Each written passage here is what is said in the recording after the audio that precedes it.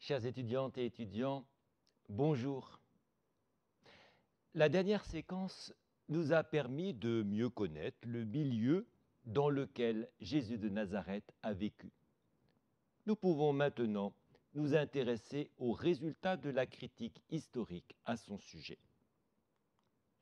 Dans cette séquence, nous ne brosserons pas un portrait complet de Jésus. Vous avez compris, avec le texte de Daniel Marguerat, que vous avez travaillé, que les reconstitutions du Jésus de l'histoire sont multiples. Vous trouverez dans la bibliographie plusieurs portraits de Jésus.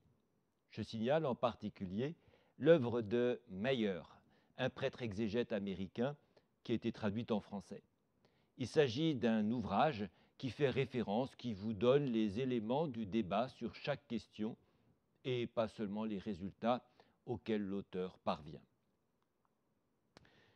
Si nous n'établirons pas un portrait de Jésus, nous indiquerons quelques bornes que la recherche historique place dans la reconstruction de la figure historique de Jésus. Quand je parle de bornes, je fais référence à ce que Marguerat appelait le pouvoir de veto des sources. Vous avez déjà vu les sources dont nous disposions sur Jésus.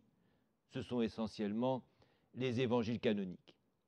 Vous avez déjà découvert les critères d'historicité permettant de traiter ces sources du point de vue de l'historien, notamment le critère de l'explication suffisante.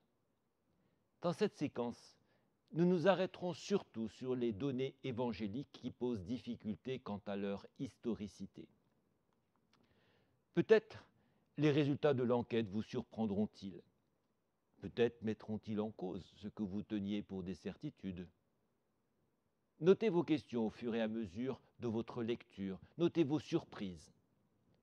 Je vous propose, à la place des crocs habituels, de rejoindre un temps de visioconférence où nous pourrons échanger à partir de vos questions.